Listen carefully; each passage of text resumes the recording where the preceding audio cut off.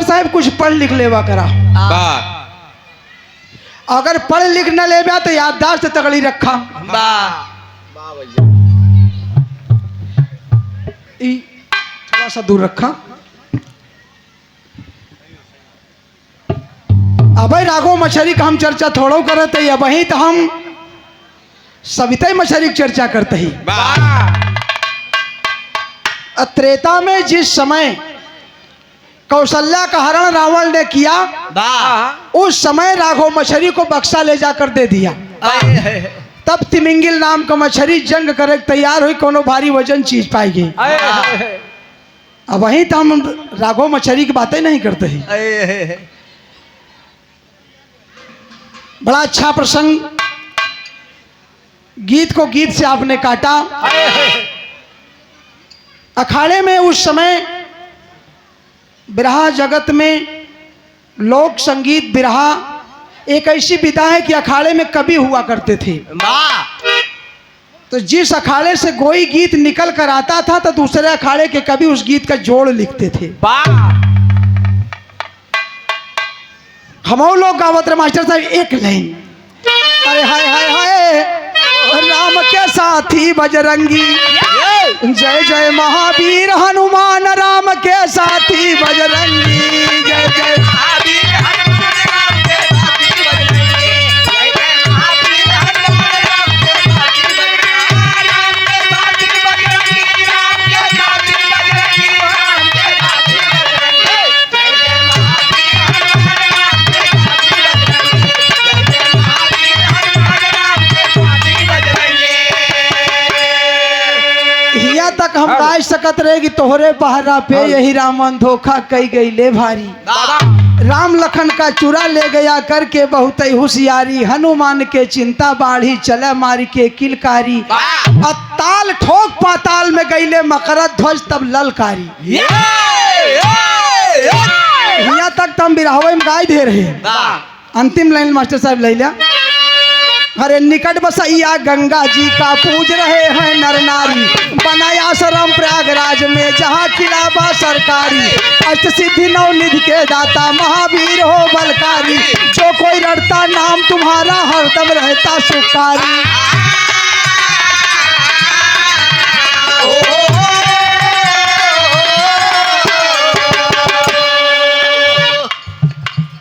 दत्ता हरण के जमाने के गीत है बाबूजी।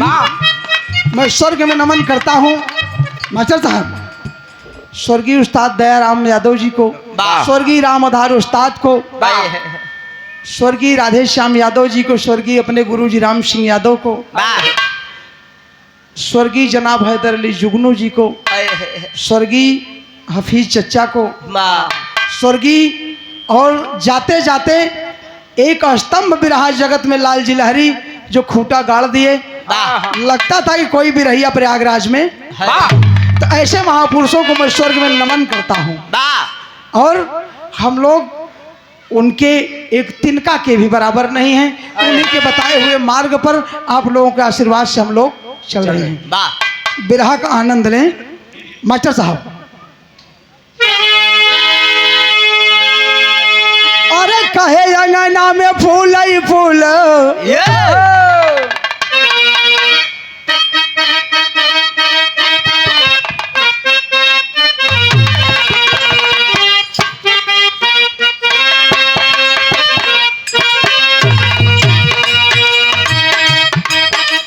आप परम आदरणीय परम श्रद्धेय श्रीमान जी सुभाष चंद्र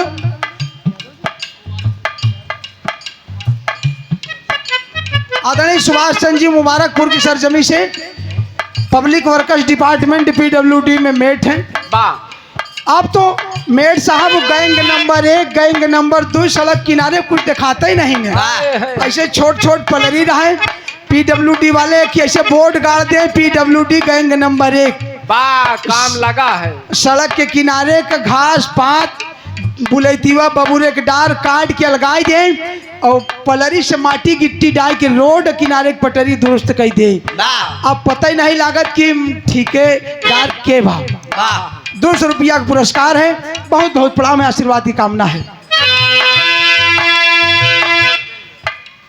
आदरणीय लतीफपुर की सरजमी से प्यारे लाल बिंद जी की तरफ से, पीडब्ल्यूडी की तरफ से, विभाग की तरफ से, प्रयागराज की तरफ से 100 रुपया पुरस्कार है। बहुत बहुत प्रणाम है।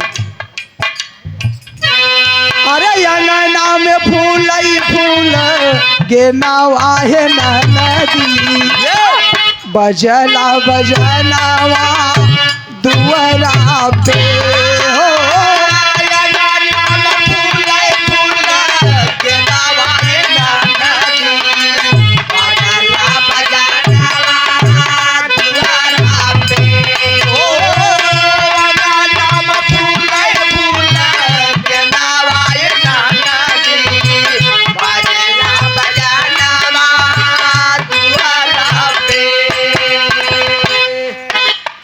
अरे आदि शक्ति मैया के सुना दसतनावा, भइले पूजनावा भोला के हो।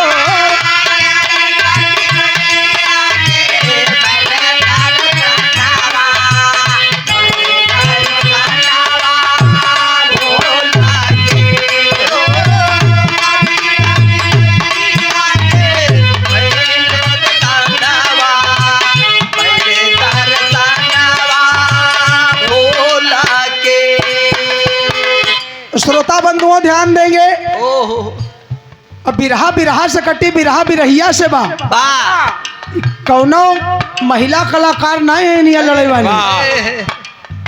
श्रोताओं की संख्या बढ़ी, बिरहा में रुझान पैदा किया महिला कलाकारों ने, रोज गा भी रही हैं, लेकिन श्रोता भी हर तरह के हैं। कोई बिरहा सुनना चाहता है, कोई बिरहा को देखना चाहता है। तो आज आप लोग सुने ई जवन गीत कमल चंद मास्टर साहब गाए दे हैं, महिला कलाकार के बस के नहीं बा। ये सृष्टि की रचना के आरंभ से गा रहे हैं बाबूजी। कबीर मंसूर में लिखा गया है पहले अध्याय में कि कुर्मा निरंजन काला रहे दुई भाई,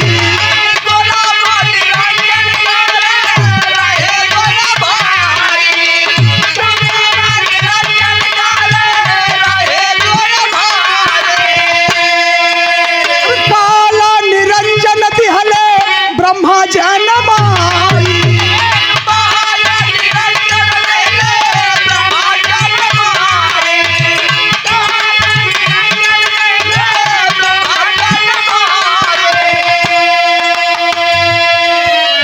जिस समय साथियों शून्याकार था इस धरती पर, मास्टर साहब कटाक्ष करे कि विज्ञान हमारे कुछ और बतावत है।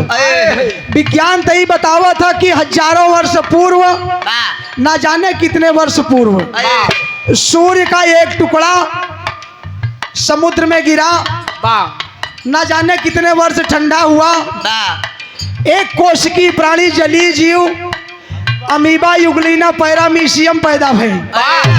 मास्टर साहब ही रामायण महाभारत वाले ओका जब मानत हैं तो वैज्ञानिक आज तक खोज नहीं कर पाए कि शारदा माई की पूजा कैसे पहले सवेरे हो जात दिया के आवत माला फूल चढ़ाई के चला जात है। बिरहा तो कलाकार से होत कहे वैज्ञानिक घुसे रहता है बीच में, वैज्ञानिक लड़ी तो कर जवाब हम तो अलग दे। बिरहा तो कलाकार से होत बना। मास्टर साहब जिस समय शून्याकार था, किसी शक्ति का प्रादुर्भाव हुआ, उसके दो बच्चे कूर्म निरंजन और काल निरंजन। काल निरंजन ने आदिशक्ति को प्रकट किया। अगर शिव पुराण पढ़ी तो भगवान भोलेनाथ सर्वज्ञ हैं, अगर श्रीमद् देवी भागवत पढ़ी तो आदिशक्ति ही सब कुछ है बाबूजी। ये पढ़ी लिखी बात है। आदिशक्ति को काल निरंजन और कूर्म निरंजन दो भाई। काल निरंजन आकाश में विचरण कर रहा है, उसका दूसरा नाम साकेत है। और काल निरंजन एक शक्ति का प्रादुर्भाव किया और उससे दुनिया बढ़ाने के लिए संभोग किया। कहा जो लड़का पैदा होगा उससे आप कहिए कि मुझसे संभोग करके इस दुनिया को बढ़ाएगा। ब्रह्मा जी पैदा हुए, आप लोग सुने। ब्रह्मा जी पैदा हुए आदि शक्ति ने कहा कि हमसे आप रतिदान करिए, दुनिया बढ़ाइए। वो कहा माँ धिक्कार है, एक बेटा माँ के साथ संभोग नहीं कर सकता। तीसरे नेत्र की ज्वाला से भस्म कर दिया। दूसरी पारी काल निरंजन फिर आए, संभोग किया, विष्णु पैदा हुए, वही बात फिर माँ ने दोहराया, उनको भी तीसरे नेत्र से भस्म कर दिया। और तीसरी पारी जब भगवान भोलेनाथ आए, भगवान भोलेनाथ दिमाग के कितना तेज, कहें तोरे संगे हम संभोग करब, लेकिन हमार कुछ शर्त बा। ए विश्वकर्मा जी, कहें हम तोरे संगे संभोग करब, लेकिन हमार शर्त बा। कहें का? कहें तोरे माथे पे काहे? कहें हमार सबसे बड़ी ताकत। कहें यही से तो हम तोरे दुई भाई के भस्म के राखी के ढेर लगाई दे। हमरे संगे संभोग करा नहीं तो तू आपकी तोहरे नंबर आ, तोरे नंबर बा। कहें तो हम जोन मांगब देबू का? हाँ दे। तिरवाचा बता लिया बाबूजी। कहें हमको आप भस्म कर देंगी, लेकिन हमारे दोनों भाइयों को और हमको आप जिंदा कर देंगी। कहें तथास्तु। कहें अपन तू तोहरे संगे संभोग कब करब? जब अपन तू शरीर के 3 रूप बनाए लिया। तीसरे नेत्र की ज्वाला से भगवान भोलेनाथ को भस्म कर दिया और उसी से अमृत की वर्षा करके पुनः तीनों लोगों को पैदा कर दिया। और वही तीनों लोगों की राख को उठाकर भगवान भोलेनाथ 3 उंगली से माथे पर बाबूजी अपने दोनों भाइयों को सम्मान माथे पर, और तीसरे नेत्र भी मांग लिया। इतना ही नहीं, हमारे गीत में आप सब पही ही मास्टर साहब,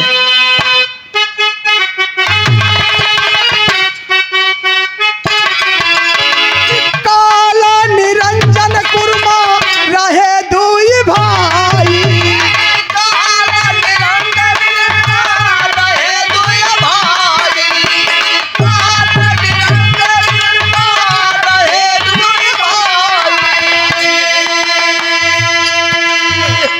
काला निरंजन ब्रह्मा दिहल जनमाई।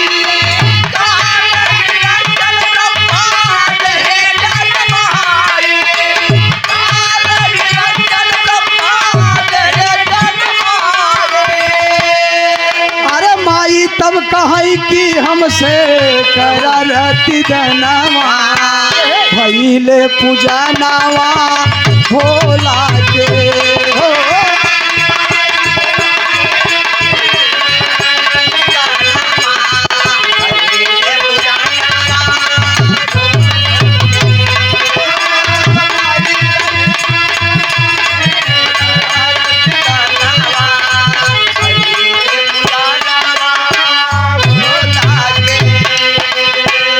₹50 का पुरस्कार आप परम आदरणीय प्रथम श्रद्धेय श्रीमान जी शोभनाथ यादव जी, बाबा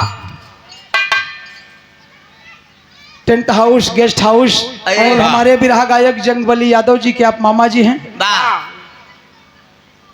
तो मामा जी को मैं प्रणाम करता हूं। ₹50 का पुरस्कार है, बहुत बहुत प्रणाम है।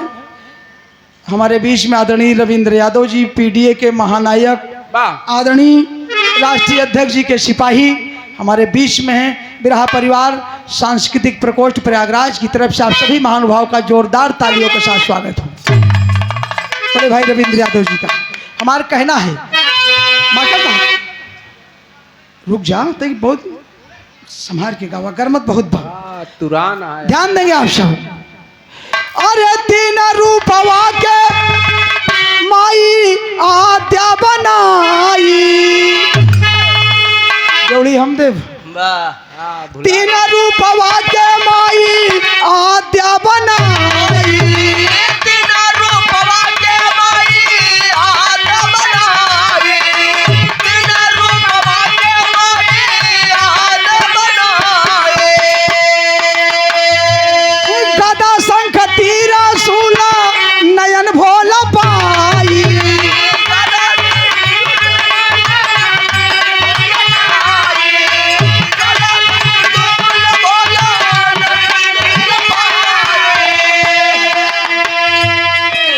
आदि शक्ति के पास तीसरा नेत्र ही नहीं साथियों, बाबा त्रिशूल गदा चक्र शंख, वाह इस सब को भगवान भोलेनाथ ने ले लिया आए। और अपने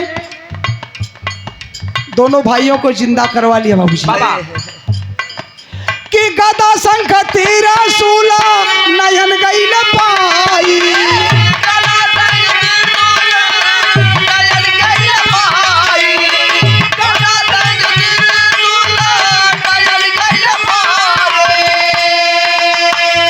अरे तीन ही रूपवा से कैला मिलनवा भैले पूजनवा भोला के हो।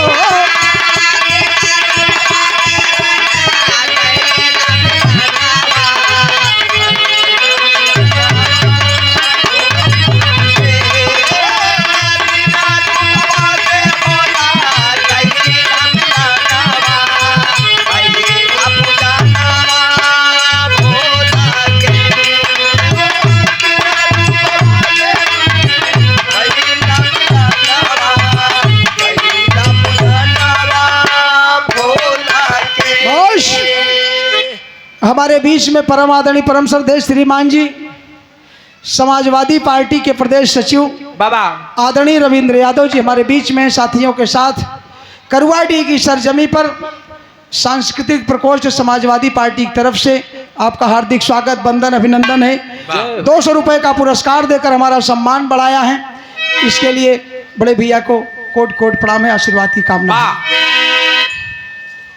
भगवान भोलेनाथ ने अपने दोनों भाइयों को दिमाग लगा के जिंदा करवा लिया और आदिशक्ति से तीसरा नेत्र ही नहीं, गदा शंख चक्र त्रिशूल सब कुछ ले लिया। अब रोने लगी, करती क्या है, अपने को योगाग्नि में जलाकर खत्म कर दिया। 3 स्वरूप बनाई, लक्ष्मी सरस्वती और पार्वती।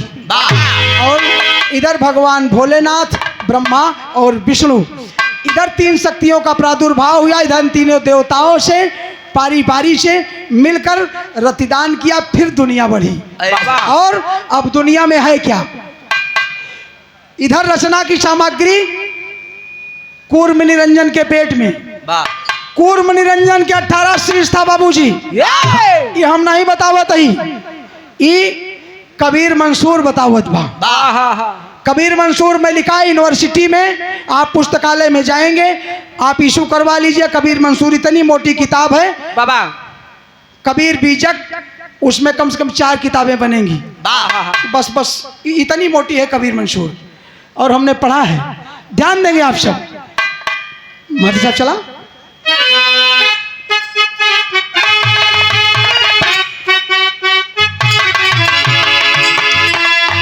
अरे विष्णु जी पूछिए कदिन शिवाजी से बातिया।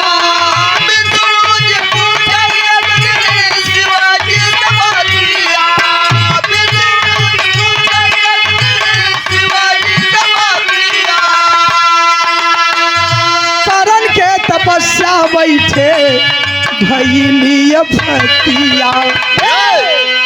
विष्णु जी भगवान भोलेनाथ से पूछते हैं, तू गदा त्रिशूल चक्र तीसरा नेत्र कहाँ पाया?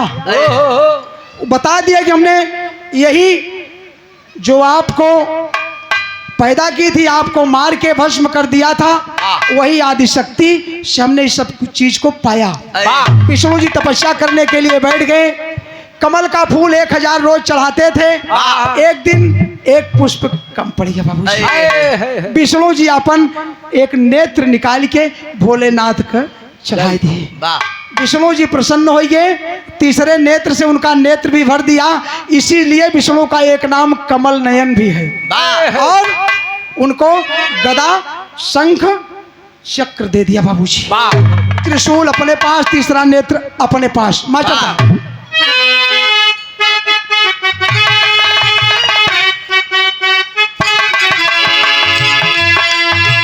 लक्ष्मी जी पूजा कर रही विष्णु समानावा।